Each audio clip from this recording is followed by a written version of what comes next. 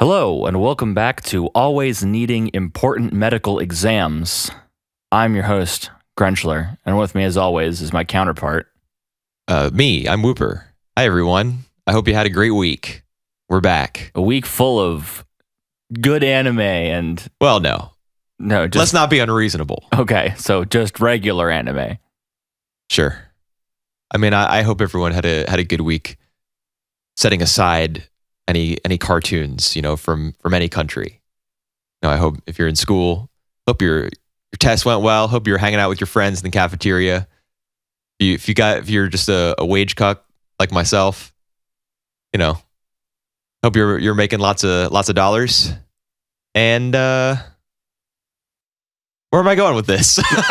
Into our first show, Mob. Mob Psycho 100. Yeah, we started with it last week. Yeah, I don't care. We can do these in any order. I really don't care. So this is episode 7. Yes. We're past the halfway point. Is it 13? No, it's 12. Oh, okay. From what I understand or remember. From A.N.I.M.E chart. Or someplace. Right, I don't know. So this is the cliffhanger last time was that Reagan was about to be on TV. And then that happens. He's on TV. He's like, oh, this is scripted. I'm just going to do some stuff, and then he'll pretend to not be possessed anymore.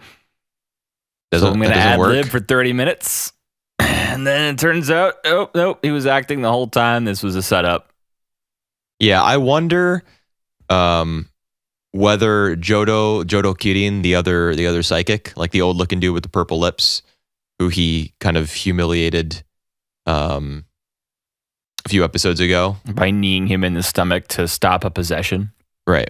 Yeah. I wonder whether that guy was in on it with the studio, with the television program.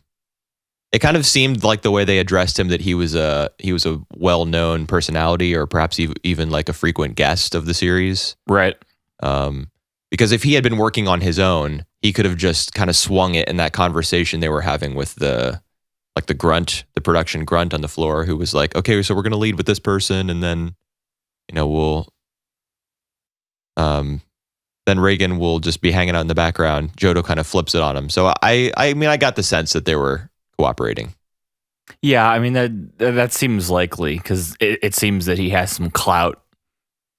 Sure does. Love that word. I do too. It reminds me of clots. And brain aneurysms, by extension. Okay. That doesn't have much to do with what we're talking about. No, it doesn't.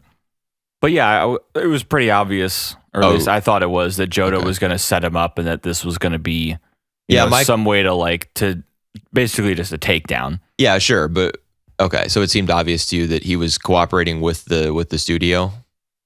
Yeah. Okay, because I kind of wondered, I don't know if this was my brain just going on an unnecessary detour, but I thought to myself, what if their goal is to just discredit a psychic and it doesn't matter who? Like, what if Jodo had been a possible target as well? I don't know. Probably not. He had mentioned in the last episode that he told them to bring Reagan on.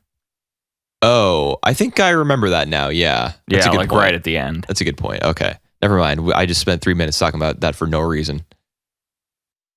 That's all right. Yeah, so then he gets publicly shamed and humiliated and et cetera, et cetera. Then he calls the press conference. Right. And that's really the big moment in the episode, is what everything is leading to. Kind of the resolution of the splinter in Mob and Reagan's relationship. Because we don't know for sure that it was Mob who caused the earthquake. Or the shaking of the room where the press conference was being held, right? Which causes everyone to think, oh man, this guy's actually the real deal. How scary, how amazing, he's the best. We don't know that for sure, but I think we're supposed to assume that. Yeah, I think so too. But there are other possibilities, like for example, Claw as an organization. We already know that one of the dudes, the one who captures the evil spirits in the capsules, we know that he's kind of interested in like Mob and Reagan because we see him kind of aiding them from the sidelines. in the aforementioned, episodes with the daughter who they're trying to exorcise. Yeah. So it could have been somebody else, but it was probably Mob. And they have that nice conversation where Mob says, I've known from the start. Right. What that you are were a nice guy. And he doesn't say I've known from the start that you were a fraud. And we were speculating about that, like I want to say a month ago, something like that. Has he caught on to the fact that Reagan has no psychic powers at all? It makes sense that he would know because psychics can sense spiritual power in others, right? Right. So yeah, Mob knows, but he gets something out of his relationship with Reagan because Reagan cares about his well-being. Right. But that's like, he didn't seem to care about him too much last week, and even in some of the episodes prior in this season. Their relationship, I feel, was a lot stronger in season 1. It was all right so far in season 2, especially during the serial killer arc, which was 2 episodes, so that's not an arc. Serial killer arc? Oh, you're talking about Mogami. Mogami, yeah, I just didn't remember his name. Yeah.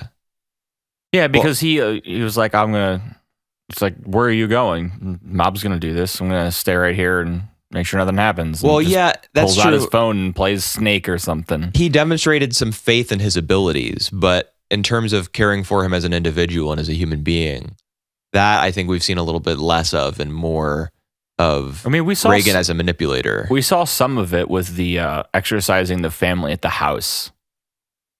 Right. Where Reagan's just like, yeah, this is obviously affecting Mob, so I'm not going to force him to do this. Yeah, I guess. It's like, I hope he's okay. I should talk to him later. Yeah, but he made those mental notes, Reagan did in his head as the scene was going on, but that never seemed to be delivered on. Or at least not that we saw. Yeah.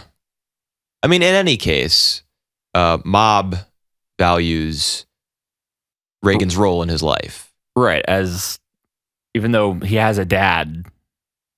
Yeah, but the dad doesn't have any psychic powers. And do you remember, this is a detail from the first season. Neither does Reagan. Well, yeah, but okay, that's a fair point.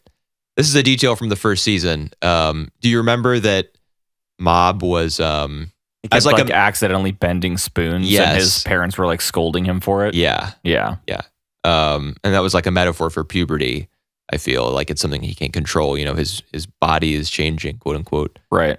But Reagan, despite not having any psychic powers, as you say, accepts that and it's just like, it's useful, it's cool. Yeah, he's still in the business, So he knows about Mob's abilities and he accepts them, and he also exploits him for those powers, but he buys him food. Yeah, that's true. And that was one of the nicest parts of this episode for me, was that they go and he's like, let's go get ramen, which is the thing that they often do. Right, after a job well done. Mm-hmm.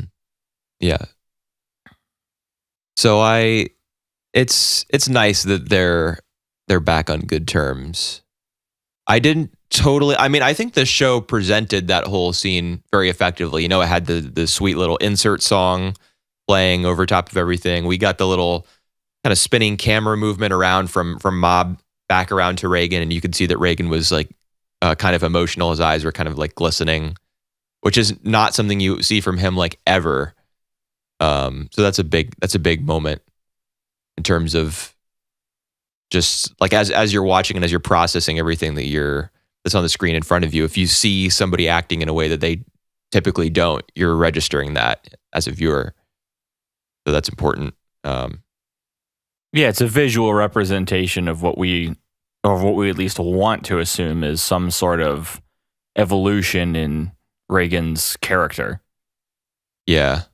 Or if not an evolution, then a return to form.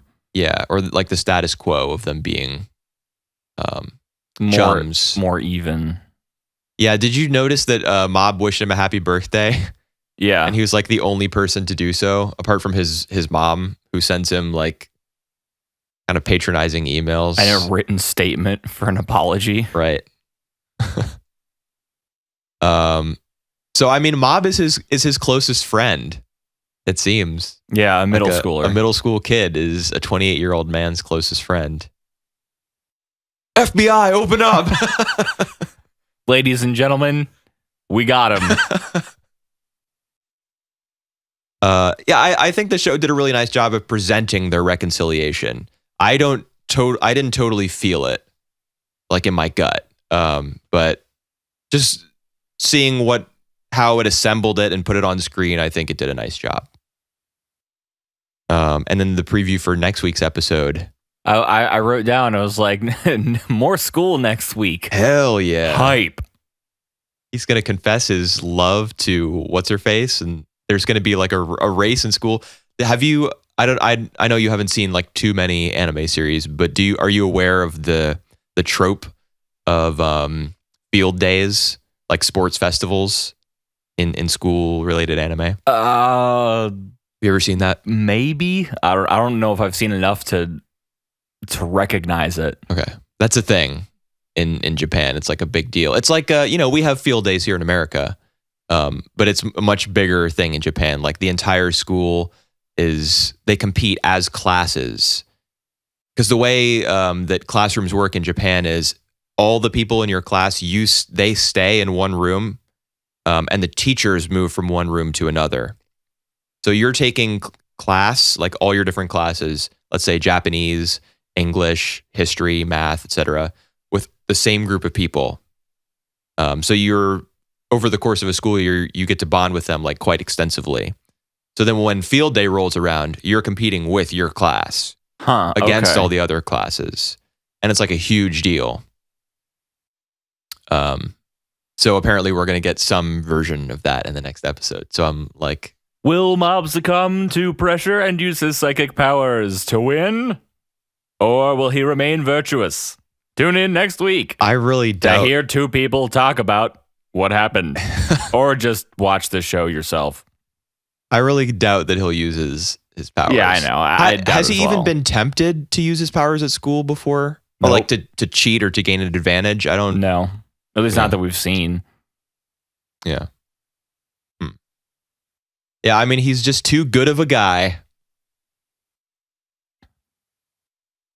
All right, I don't know what that was all about. Do you have anything else that you wanna mention about this episode or the series?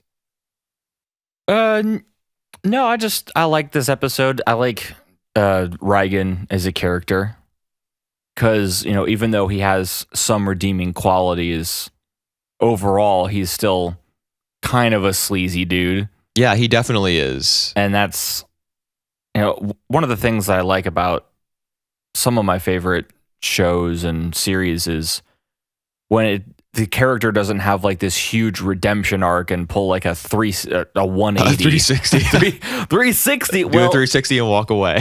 Reigen did a 360. Yeah, he kind of did. But it's when characters are inherently flawed and don't change due to some miraculous circumstance. They're slightly affected, but they're still basically the same person. Because people don't change overnight. No, that's true. So that's even Mob. He's going to perform pretty well in this track and field thing, or not. Well, I mean, the narrator says that he places in the top 10 or something. That could be a mislead, but or he wants to place in the top 10. Oh, is that what they said? I think so. He wouldn't be able to achieve that sort of success or that change like in his body overnight either. That's something that the show is really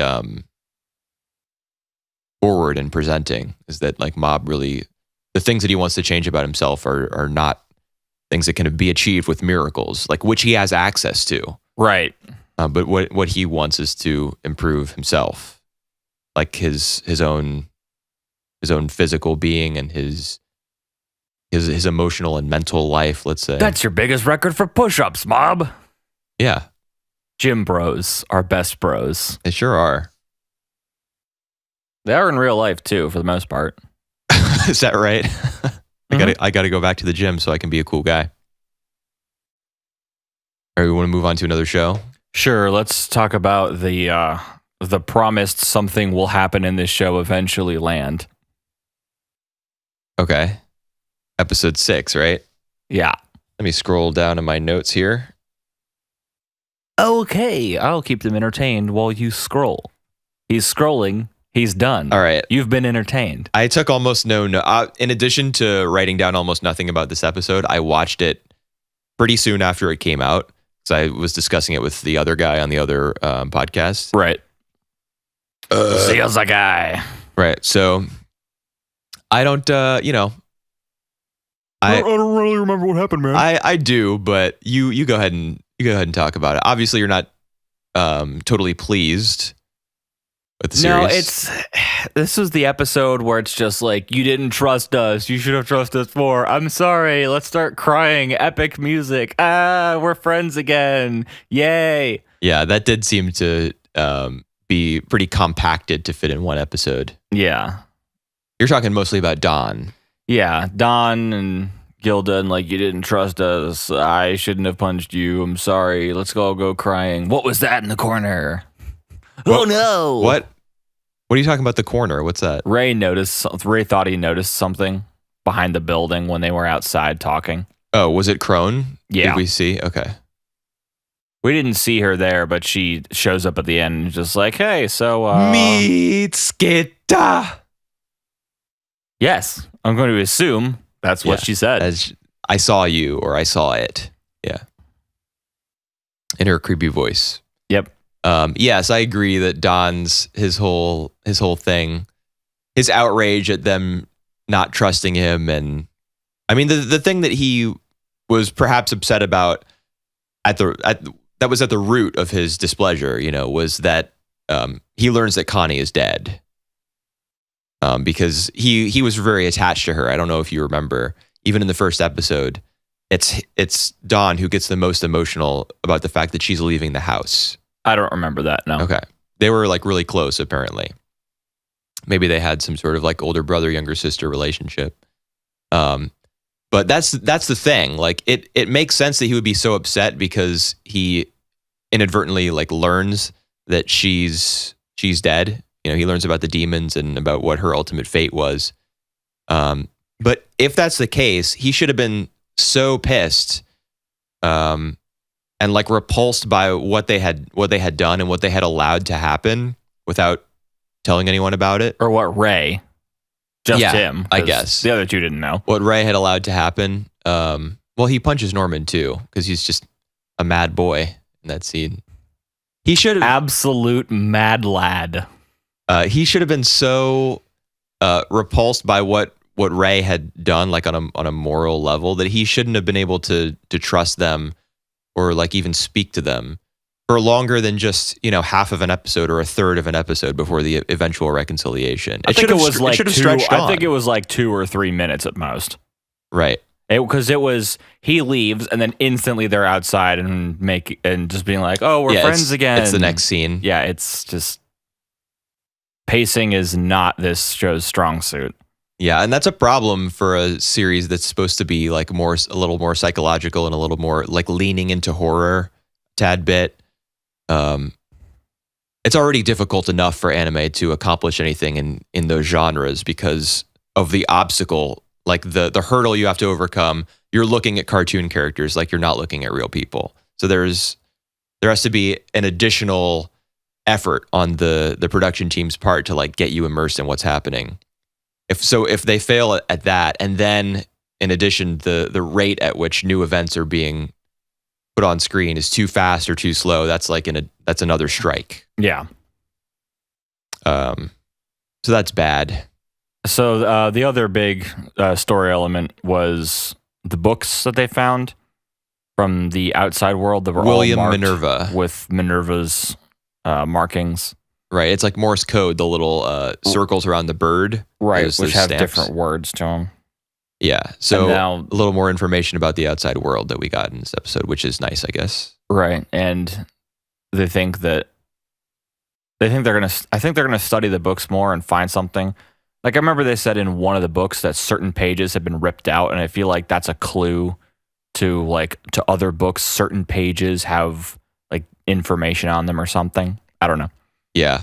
The system they've set up with those books, just that the author has set up, is they can do or say whatever the author wants, because it's just a code that the characters have only begun to scratch the surface of. So whatever information that the author wants to slip into the series, or however she wants to alter the character's knowledge of what goes on in the outside world. She can just, or he, I don't know who writes it, but they can just do whatever they want, In the next episode, they could on page 16, it says here, flying cars were invented. Yeah, they can mold the outside world to be whatever they want. But that's the nature of a series that's set inside a walled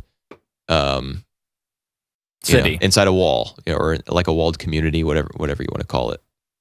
They don't know anything about the outside, so hopefully we get there, eventually. At this point, I have to imagine that it's the last episode, like episode 12 of this first core, because assuming this is a success, we'll probably get more Promised Neverland. But I'm guessing that like episode 12, they get out. Are people watching this show? Yeah, it's one of the most popular of the season. It's a Shonen Jump thing, dude. It's gonna be big. It's an EA game. It's gonna be big. It's the same principle. Yeah, sadly. It's a cop procedural on CBS. It's gonna be big.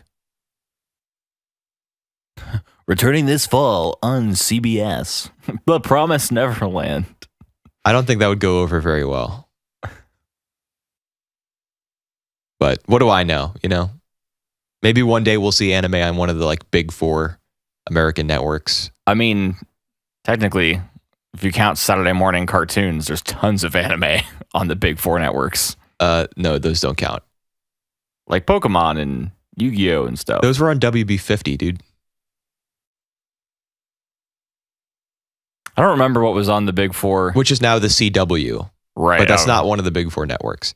Anyways, our Saturday morning cartoons aside, Zoids was lit, by the way. Crone. Yeah, we talked. Yeah, so the big thing at the end was Crone. Do you want to join forces? Yeah, which you'd been mentioning this whole time, and I'm like, nah. Yeah. So I was like, oh, you were right. Well, she explicitly says, perhaps explicitly is not the right word, because there's some room for interpretation. During that original, we're on the same side. Yeah, when she's running with the if other you kid. know what I think you know, if you saw what I think you saw, blah blah blah. I think that was in episode 3 or something when Crone is first introduced.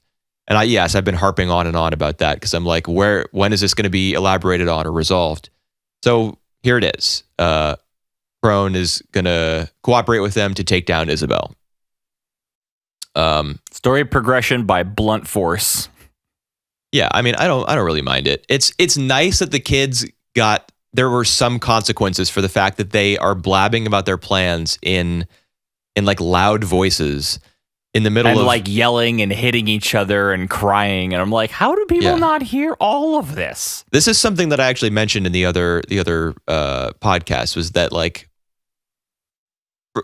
it's a shame that the house that they live in is so kind of bland looking from scene to scene, because they could hold on. What am I trying to say here? The series could have been restructured in such a way that the kids are like quietly speaking to one another in rooms that we don't see very often, that have like a unique look to them, or they could be passing notes and leaving messages in like nooks and crannies of the house, so that they could communicate with each other and plot against Isabel more effectively, more surreptitiously.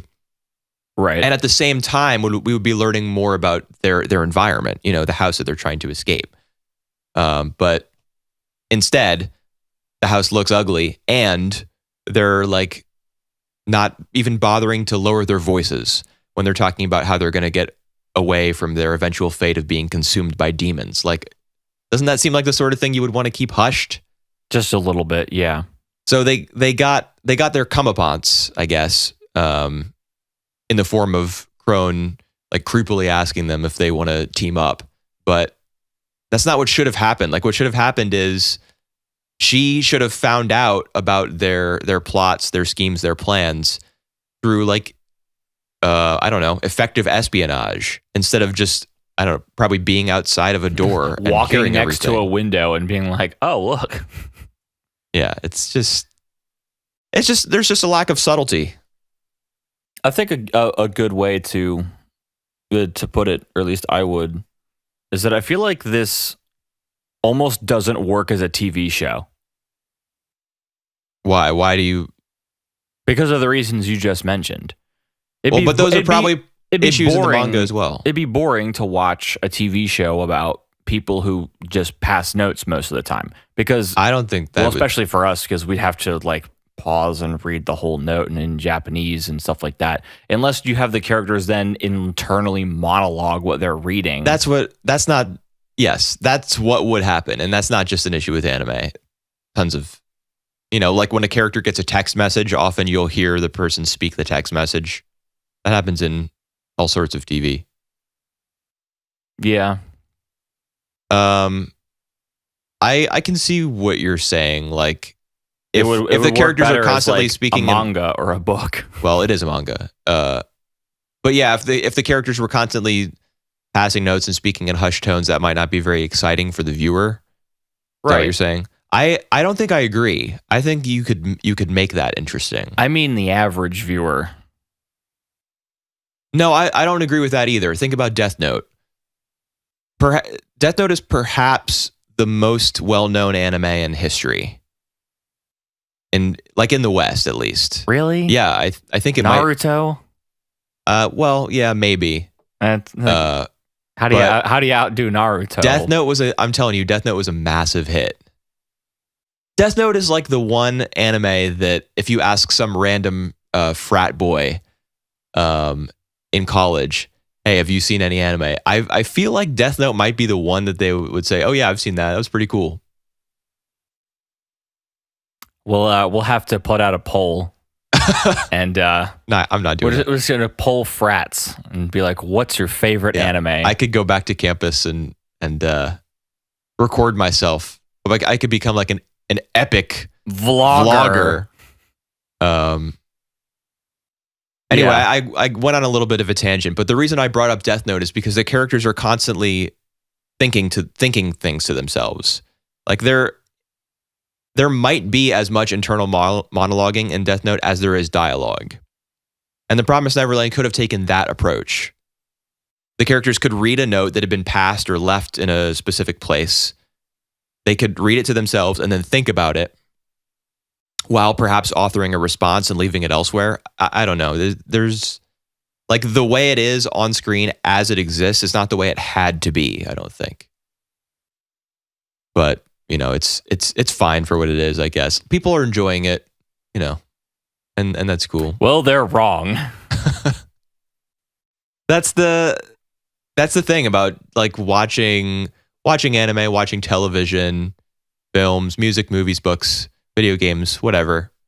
The stuff that catches on is not necessarily because it's the best or because it's even any good or because it's well made or even moving away from that stuff. Like it's not even because it was in the right place at the right time. Sometimes stuff just happens. Like it happens to catch on and that's fine. Like the Harlem Shake. Sure. That just happened to catch on for no reason. I suppose. Yep. We're halfway done with it at this point. Are you hating it so much that you want to stop watching it or? No, but I did like physically roll my eyes at least twice during this episode. Oh, I do that all the time when watching anime. But how? I say like out loud, what? All the time. Like, how do you justify continuing to watch a show if you're constantly basically just yelling at the show like you're dumb? Well, we could watch something else if you want. No, man, this is what's hip, what's cool with the kids. Yeah, we got to get those literal dozen views each week. Dozen? There are dozens of us. Dozen. Anything? No, let's move on to Kaguya. Yeah. So we finally see the fourth student council member who has been there the whole time, but always out of shot, conveniently. I don't think that's entirely true. I mean, we do get a couple scenes like that are semi flashbacks to him being like sitting behind a desk out of sight. But it's meetings that he shows up for. Apart from that, he like does his work and then leaves. And they're sprinkled throughout the past few episodes. There have been Do you remember, for example, the shot in this episode where the screen was totally black and the outline of the door frame was like white, kind of chalky looking, and you see feet walk in and feet walk out? Yes. As he was being introduced, we saw those exact shots in a past episode. And the bit where it's the four of them on top of that word. Right. That, he's like sitting word. there backwards. Yeah. He was always there. He was there in the first one too. So we've known that there's a fourth guy for some time, but only now is he properly introduced. Right. He gets a name and a job title. Treasurer. Yep. And he's really afraid of Kaguya. That fact about him and his perception kind of her like more devious and cunning personality is what seems to define his character in this episode. Yeah, I mean, he's really on there for the first part. No, he's there for all three parts. The first part's the one with the first part is just his introduction and like all of his runnings in. Yeah, but Kaguya. The big gag in the first episode is that both Kaguya and Fujiwara enter like wearing those bloody costumes because they were helping the drama club with something. Right. And that kind of validates his fear of her, at first before they pull back the curtain and just kidding, guys. I was just helping the drama club with something. The fake knife. Right. But it wasn't just him in the first segment and then he disappeared. He was also in the second one, the one with the psychological tests. In that one as well, he demonstrates a fear of Kaguya because he doesn't want to answer like some question a certain way. He's afraid of how she'll react. He wasn't focal though for that because he just like leaves in the first 30 seconds of the bit. Maybe minute. Yeah. He does leave early. He has to go home because he's afraid that he's developing Stockholm syndrome. I'm going to go home and die. That was in the third part. I want to go home and die. Right, because after he told Fujiwara, like, this room smells kind of musty, but you make it smell better. Is that what he said? Something like that. He said something like that. It smells like a baby. Oh, yeah, you smell like a baby, but it's like this room smells musty, but your scent is different or something like that. Or your scent is stronger than before, so that helps. So she says that he's creepy and he wants to die as a result. So he excuses himself early again. So that's probably going to become a running gag. Him leaving early for whatever reason. Shows up, does something done, leaves. Right. And he's, his design, he's got the long dark hair that's covering one eye, and he's got the headphones around his neck so that he can put them on and like block out the world because he's so tortured and depressed. I hate my mom and I hate my dad. Probably listens to Hawthorne Heights. Perhaps. Or whatever the Japanese version in 2019 of Hawthorne Heights is. I have no idea. There probably is one. Probably. So it's true that he plays a much larger role in the first segment than either of the other two, but he's still present in all three. Yeah. So he's not just like a one-off character or a two-off character. Like, for example, Kashiwagi, the girl who comes and asks for advice, romantic advice. Right. He's going to play a bigger role because he's part of the student council, and we spend most of our time in that room. So it's true. So which of the three segments was your favorite? I think I like the psychological tests one the best. Yeah. Yep. How about you?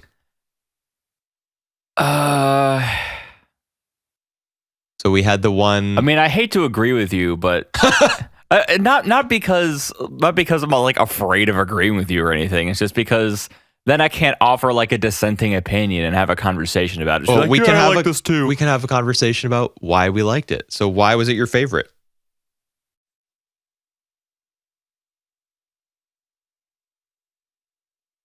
The clock is ticking. No, it's not. You took your clock out of the room. There's no ticking. There's a clock right next to me. It is ticking.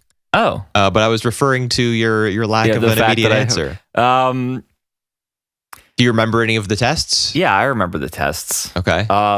So how many flowers would you pick up? Right. And the three answers were just a few from Fujiwara, Right. a bouquet from Kaguya, and several truckloads worth from Shirogane. Yeah.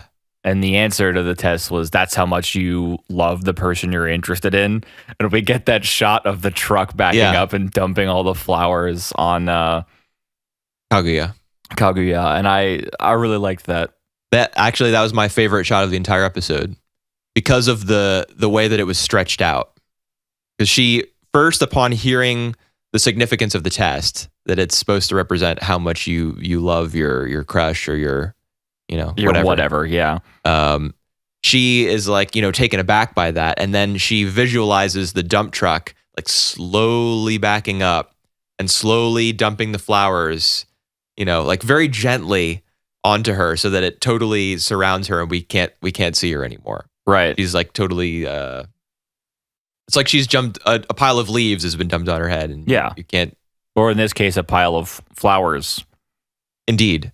Yes. But the way that the truck backs up so slowly and the flower petals are dumped so slowly allows us to anticipate that moment the same way that Kaguya does, because she's the character who's there in that situation, and she's like kind of taken aback by how much he supposedly loves her. Based on this online quiz. Right. I think it was a BuzzFeed article. I don't know. Probably. I want to hope that the student council of an elite Japanese private academy is a little better than looking up BuzzFeed quizzes in their spare time. You think Fujiwara wouldn't do that?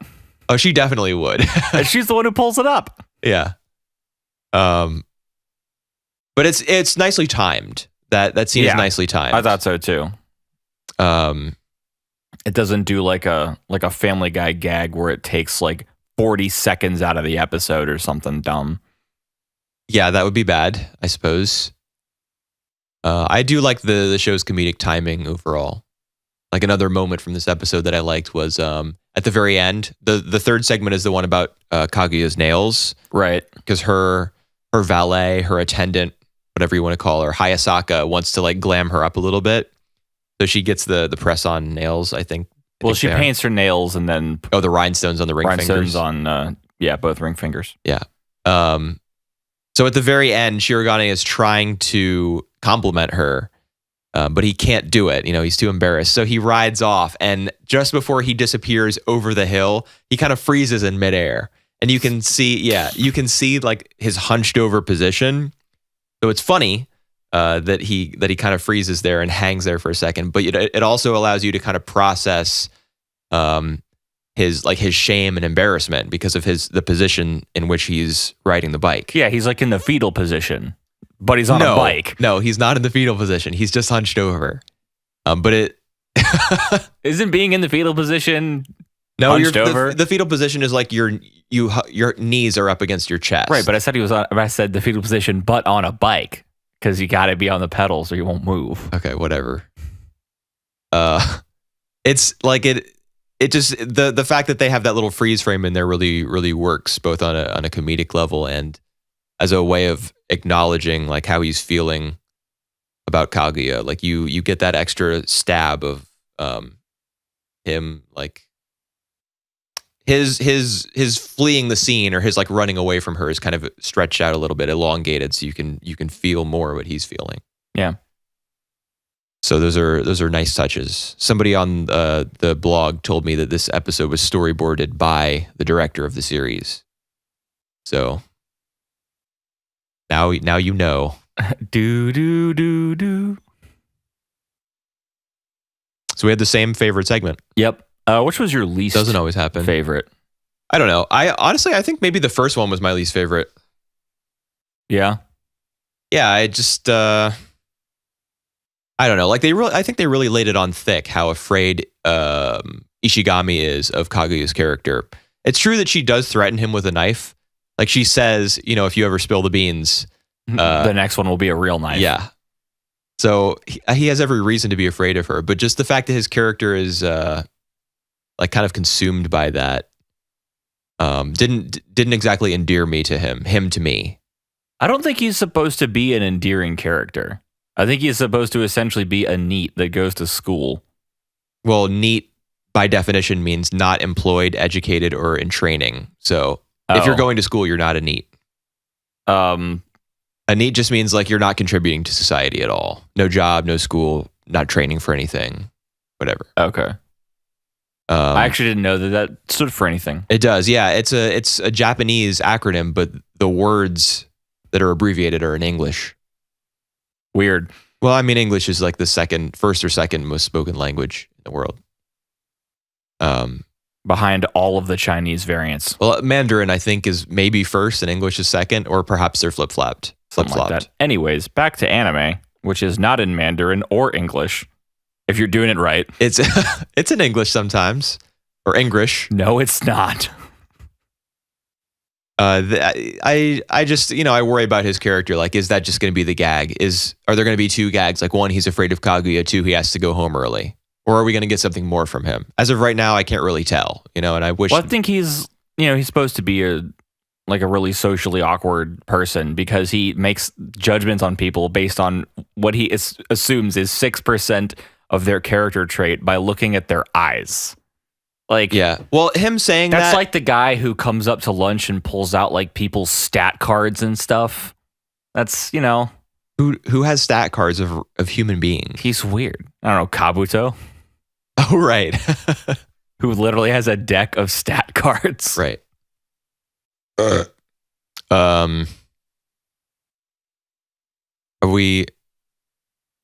just hope that, his character branches out a little more. His, social awkwardness or whatever it is he's got, comes more to the center, becomes a part of his character that will then kickstart some sort of arc or inform his relationships with others instead of, him just being like a gag machine. Because most of even though this is a comedy, most of the characters are pretty good, I think. So, yeah, I'd say that's an accurate statement. Wow, I broke that up a lot. Don't worry about it. We're done with Kaguya for now, I think, unless you've got any other stuff to add. No, but I do remember that you mentioned Kaguya's assistant, Hayasaka, that she'd meddle in with her relationship and try to get the two of them together. Yeah, which she actively takes a role in. That's true. In this episode. That's true. And she also makes a comment. This is a theory I've had for a while. She also makes a comment saying that the president is cute when he's flustered. She says it very innocuously, but I kind of believe that she might go after the president herself, if only to motivate Kaguya to do something, to do the same. Right. But she also says, and so is she though. Yes, she does. Yeah. That's why I said that she makes that comment about the president so innocuously, like just as a matter of fact, She's not blushing like a schoolgirl when she says it or anything. Right. It's not like tee hee ha ha plot device. Yeah, but I mean it could be hinting at something. I don't know. Do you think I don't know like how the manga has gone, but do you think we'll see in the anime the president and Kaguya ever like get together, or is it just going to be 13 episodes of setups and stuff like that? I think it'll probably just be, largely comedic. They may be angling for a second season with this one because it seems to be fairly popular. I mean, we're talking about most of the popular series of the season, to be honest, apart from Shield Hero, which is, of course, garbage tier. Well, I wasn't going to make any comments on its goodness or badness. I was just going to say that it's like the most popular show because it's about a guy who goes to a thing in a video game and then they can, there's video games in it.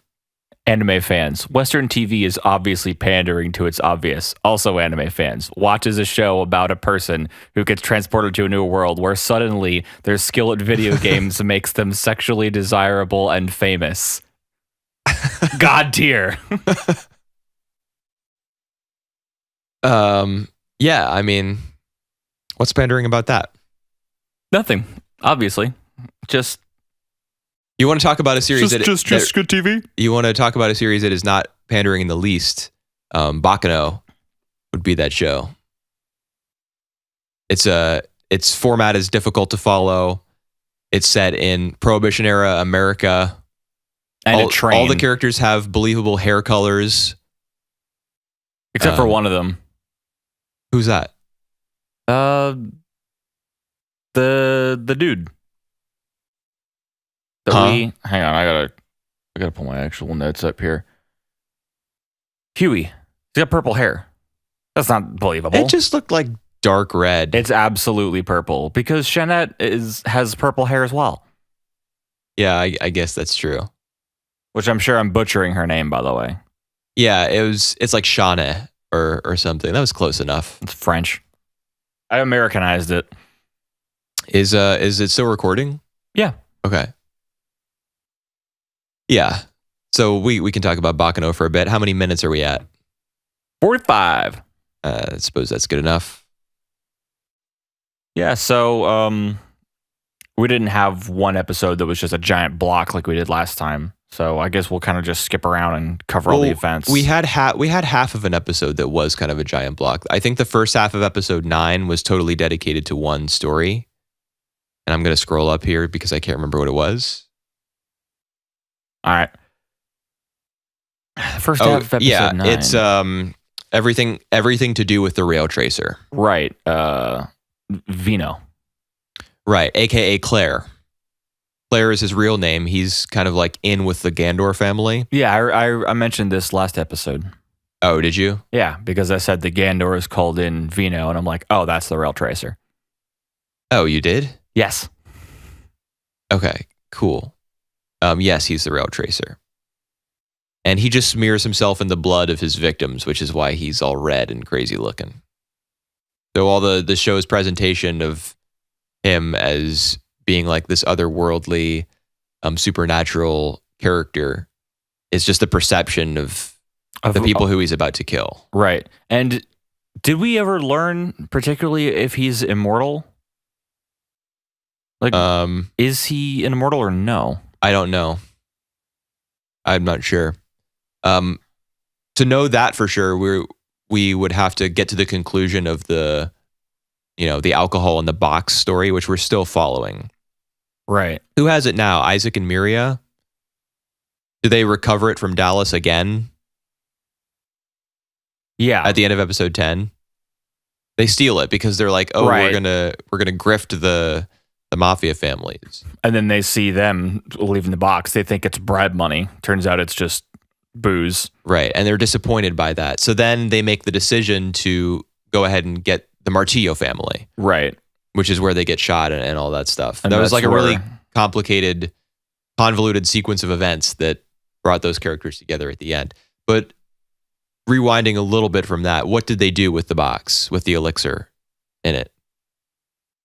I mean, they were carrying it. It seemed like almost they probably just stashed it somewhere. Right. So Ennis is supposed to get it back to retrieve it, right? Right. So Ennis is following them around. Right. But she doesn't want to just take it from them, because she has some affection for them. Right. She thinks that they're fun and stuff. They told her that she has value. Right. Even if you've done some terrible things in the past, you can just start doing good things. The power of compliments. Mm-hmm. Perhaps that's why Isaac and Miria have lived as long as they have, despite being in all these dangerous situations. The power of compliments. Yep. Also, we learned, or at least I think we glossed over this particularly, but the fact that immortals have to use their real name only applies to when they're speaking to other immortals. I think I was confused about that last week. Yeah, we both were. But that's why Coleslaw was like...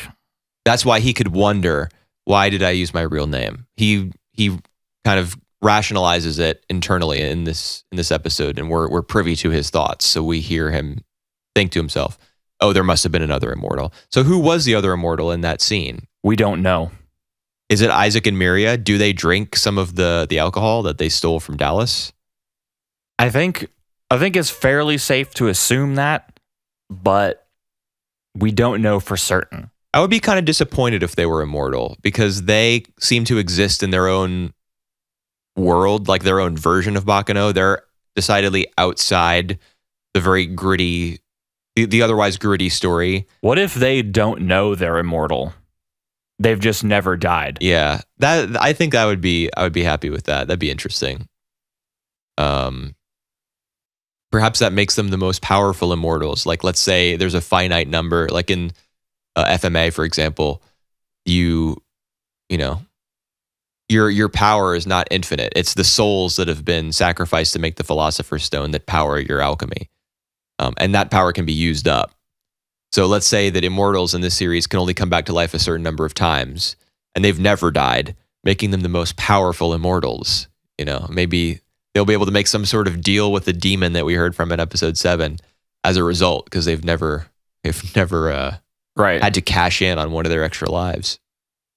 That'd be kind of weird. Yeah, just a smidge. We also had more of Eve. That was in episode 10, right? Yeah. It was in both, wasn't it? No, I don't think so. Yeah. No, because episode 9 was so consumed, like the first half and even some of the second, with the rail tracer stuff. Right, because we had Rachel from the newspaper talking to the boss. Right, because she encountered the rail tracer, and we hear what he says to her. The rail tracer. Yeah, he says, "Ticket, please." I don't know if your sub said that. Yes. Use that phrase. Okay. No, it said flimsy piece of paper, por favor. Tickets are not flimsy. I mean, like back in fairground tickets and back stuff in the 30s, back in the good old days, when this, during the Great Depression, when this series was set, when everything was fine and dandy. Yes. I'm sure they used only the highest quality paper products for train tickets. Of course they did. Otherwise, how could they call themselves the Flying Pussyfoot? Right. Huh? So it's true that the whole rail tracer thing is approached from multiple angles in episode 9. You got we learned about him directly. We learned about him from Rachel and the boss man behind the stack of papers and books on his desk, who explains that he has to be Vino, like by process of elimination, that must be him. Right. And then what else goes on in episode 9? So Coleslaw wants Lad to kill everyone in the dining car. That's right. And then Lad shoots him in the face. Yes. And leaves. Yeah, but he's still alive, or rather he comes back to life. Yeah, and Vino's there, and it's just like, did that guy just come back to life? Yeah, so I mean, isn't that kind of evidence that the rail tracer is not immortal? If he's reacting with shock to Cheslaw's body being reassembled, he must not be an immortal. It's possible. He's just superhuman. Yeah. They mentioned that he like trained his body to levels that exceed human capacity. Something like that. That's very anime logic. He just did so many push-ups that he lost all his hair. And 100 push-ups, 100 crunches, 100 squats, and a 10-kilometer run every day. Mm-hmm. So he does try to manipulate Lad into why does he want all the people to be killed?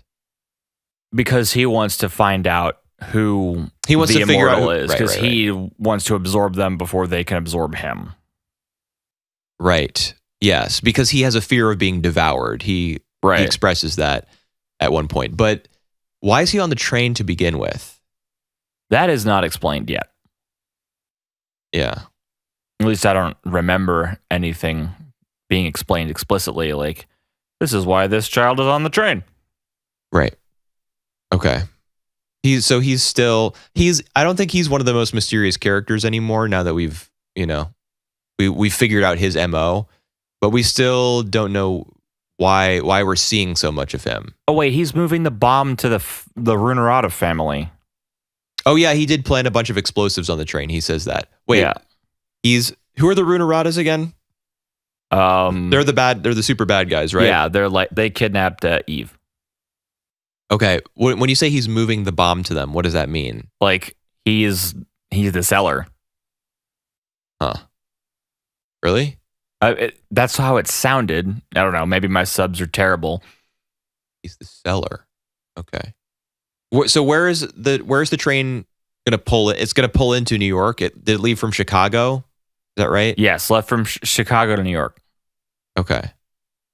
Right, and the Runeradas are in New York, as are the Gandors and the Martillos and probably some other family. Just hard to keep everything straight. But I think I got it. The Genoards. Right. So he's on the train because he's the seller of the bomb. Interesting. Yeah, and he has a second bomb on the train or something. Yeah, he said there are explosives, like he's placed explosives all over the place. But isn't there another bomb? Doesn't the Death Cult, don't they have a bomb of some kind? Or no? It's so hard to remember. I don't know. Like it is. I kind of recall there being another group. Like they bring the explosives on board the train in the orchestra cases, like violin cases and cello cases and stuff. I kind of feel as though they may have done that in one of the early episodes when the train was being loaded before it departs from Chicago. But I don't know. I don't know either. So that's episode 9. We just don't know. Yep. The only other thing we missed from episode 9 was Dallas and his 2 goons are made immortal. Right. Yes. By Sizzle. Yeah. Quiznos. Yes. Quiznos. Sizzle Quiznos. But he devours one of the dudes. Right. So that's interesting. You can force someone to become immortal so you can devour them. That's like a strategic thing in this gigantic game that all the immortals are playing with one another. If you want to gain their knowledge. Yeah, particularly if you want to gain their knowledge. Or if you want to give their knowledge to someone else, you can make them immortal. And then receive the knowledge yourself and then impart it to somebody else with your it has to do with which hand you use, right? You devour with one hand, you gift with the other. Yes. That's kind of cool. So then episode 10 is next. Yeah, there's right after 9. A lot more stuff happens in episode 10, I think, than in episode 9. Yeah, we that's as a result of it not focusing on one story or one character or group of characters for too long. In fact, it opens with Huey and the Senator. I think that's what happens first. Yeah, in the prison in Newfoundland. Right. So I think this is the first time we hear Huey speak, probably. Well, besides on the boat. Was he on the boat? Yeah, he was the purple-haired dude in the crow's nest talking to the demon. That was Huey. Yep. Okay. I actually had that thought as I was watching this, but I forgot that I made that connection until you said that just now. Right. So he's the one who kind of has that little conversation with the devil, with the demon. Yeah. Near the end of episode 7. And he grants him a wish. No, he grants the wish to the guy who falls into the water when he's trying to distract Sizzle. Right. That's who gets granted the wish. But the devil does say to Huey something along the lines of like, you and I will just have to wait and see how this plays out. Something like that. As though they're both just interested in human behavior and seeing how the immortality elixir will affect things going forward. I'm pretty certain that the guy behind the desk in the newspaper is the dude who fell off the boat. Really? You think so? Yeah. Why? What makes you think that? Because of, one, all of his interests with the immortals, But everyone's interested in immortality in this series. Knowing more than everyone else on a lot of things. So what do you think the gift that he wished for was? Because he gets offered one wish by the devil. That's impossible to say. Well, couldn't it have been something relating to information gathering? Like maybe his wish could be that he could hide his name. Maybe. Like to be exempt from that rule. Yeah. Which could perhaps give him a leg up in gathering information on the other. That'd give him a huge leg up because they'd have to say their real name to him, but he wouldn't. They could just hide himself. Right. Wait. That wouldn't hide him at all. If an immortal was speaking with him and they used their real name, they would be forced to conclude, oh, the guy that I'm talking to is also an immortal. Oh, never mind. Bum, bum, bum. Yeah, but that's an interesting theory. I mean, he is the one, perhaps not the only, but he is one of the more significant characters from that flashback episode that we still haven't, quote unquote, seen. Yeah. Although I did have a couple of theories about who he might be, like last time we did the podcast. I don't particularly remember who they were. Didn't I think he could be the senator? I think I may have brought that up. Yeah, I don't think so, because the senator's in too many places at once now. What do you mean? He's in Newfoundland. The same time he's in Newfoundland talking to the guy who's telling them about like the death cult. How is he also behind the desk talking to the person who just got off the train? I'm speculating that he's not the person behind the desk. The guy who gets his wish granted could just be the senator. Yeah. I don't know. See, I think it is the dude behind the desk, because if you remember at the start of the series, the guy who is the vice president, not the president, but the vice president of the newspaper, who's talking to the little girl, mentions maybe the whole thing started in 1711 on a ship. How would anyone have known what happened on that ship except for the people who were there? No one's going to talk about it. So the president may have mentioned it to the vice president at some point during information gathering or whatever. Well, the very fact that they are information gatherers means that they could have access to that knowledge without any one of them being immortal. Like, that's just a story that they could have, gathered over time. That'd be a hard story to gather.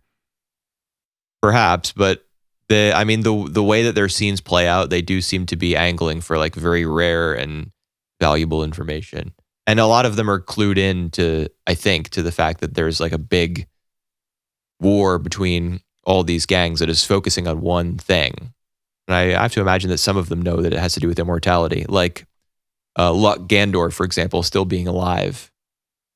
Right. People probably saw the bookshop, get blown to smithereens, but he's still walking around. Well, I mean, they also directly know now, or the Runarada guy, who I still don't know his name. The deep voice guy? Yeah. Because he shoots Luck in the head, and then Luck gets back up. And his two brothers. Well, he didn't shoot the brothers. He just shot Luck. No, I think he killed all three. Either way, to get back up. Yeah. Pretty darn sure he kills all three. That's the scene where Eve like reveals herself, as she keeps doing in all these scenes in episode 10. She's like just very straightforward in the fact that she wants to talk to all these dangerous murderers about the fate of her brother. She bursts out from behind the corner. She's a child. Yeah. She doesn't know any better. Well, she should. Well, yeah, but she literally has these contacts at this information brokerage. I don't know if I used that word right, but like use that. Don't just do some stupid anime thing. Whatever. Yeah. There was also a big focus on Huey and his sister Shanae. Yeah.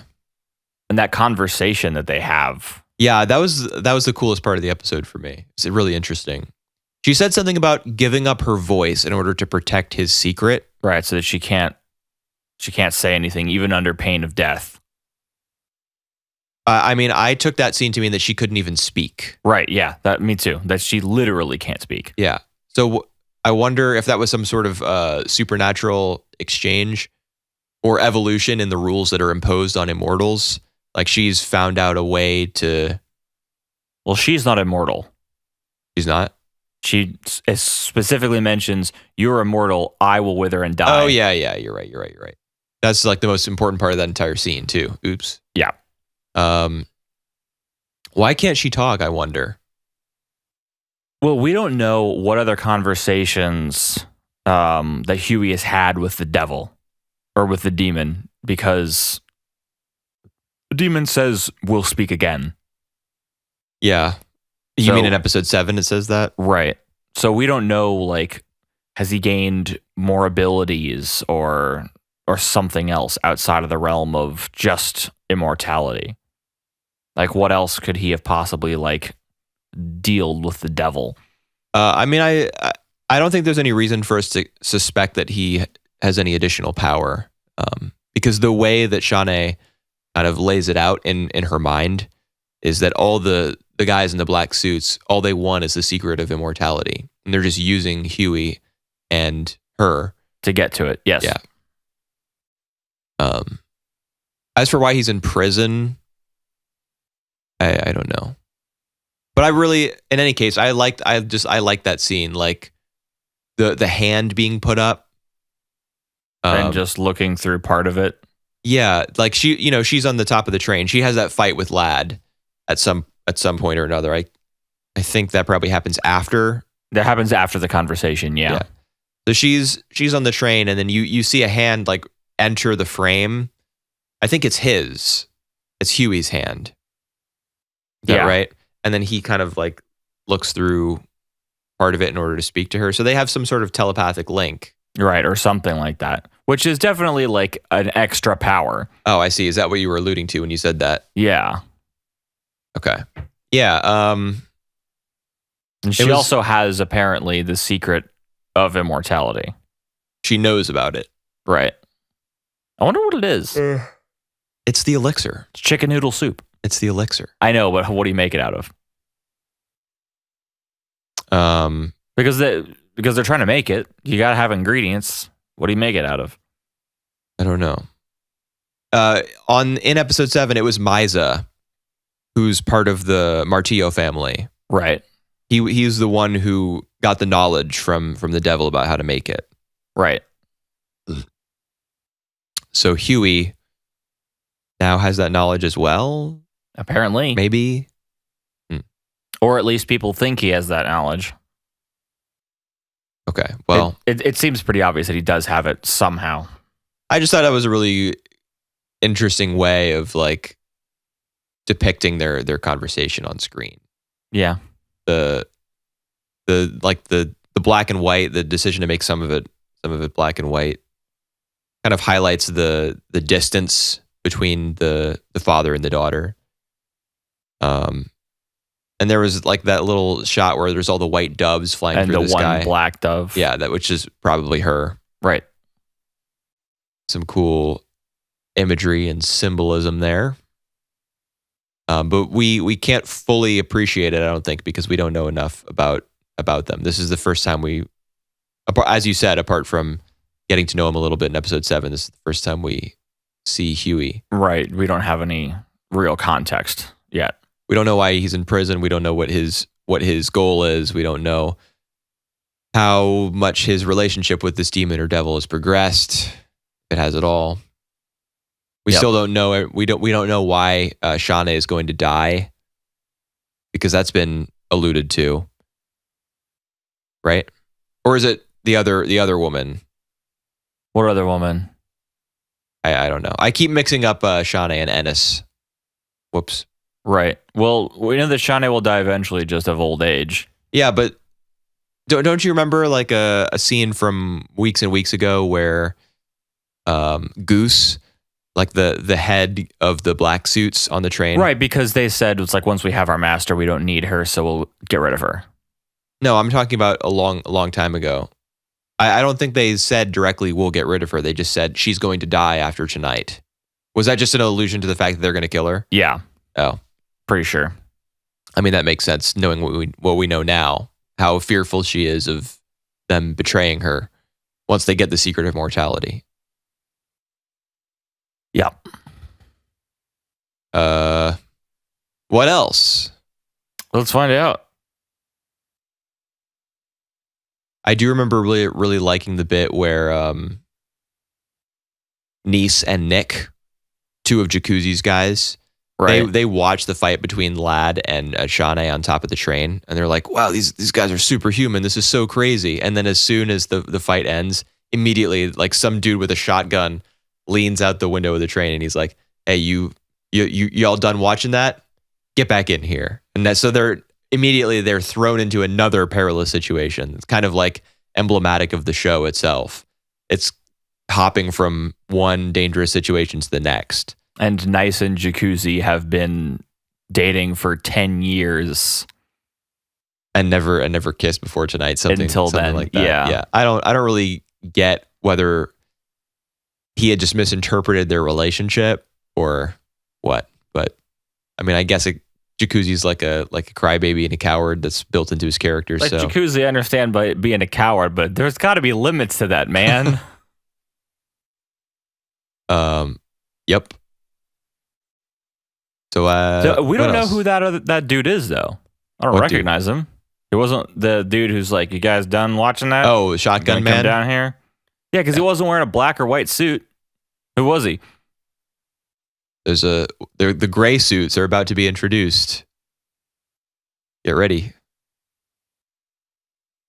Yep. We'll find out eventually. Not necessarily in the next episode. Like in an ordinary series, we would find out in the next episode who that guy is, what situation Nice and Nick need to say. But that could be 3 episodes from now. Who knows? Yeah. Or it could be even be resolved in the OVAs. I don't, 14 to 16. I don't know. We'll find out next week on Anime Podcast. Yeah. I think that about does it for this week's episode. Yes. Yeah, I guess so. What were your rankings for the 3 seasonals? Mob probably the best. Kaguya in the middle. Neverland at the bottom. Yeah, that's right. Or not right, but I agree.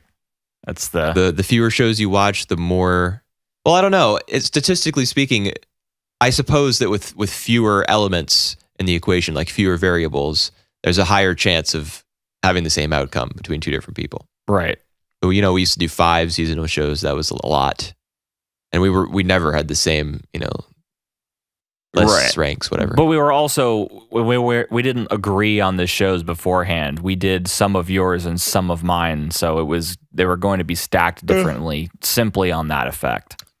I think we selected shows using the same method where we watched 10 and ranked them and picked that's what we did this time too. We picked the top 3. I don't know if you remember, but oh yeah, but we had to agree. But for the ones that we ranked, we had to agree that both of us said they looked interesting. Rather than ones where we took like, these are my top 5, these are your top 5. We never put them in a list and gauntlet them. Okay. Because that's what we did before. Anyways, not that matters right now. Nothing does. What does matter is that this podcast is over. You may now resume doing something productive with your life. Nobody who's listening to this is living a productive life. To find this thing, they must have scrolled so far. They must have searched for like a specific tag, one that is attached to this video, and scrolled so far down to find it. Into the depths of YouTube. We're really out here. Yep. Just YouTube hipsters. Underground and unknown. That's right. Feels good, man. I guess we're done. Yep. I'd say so as well. So everybody, thanks for listening, and we'll be back next week with more hot takes on... Don't say hot takes. With more warm takes.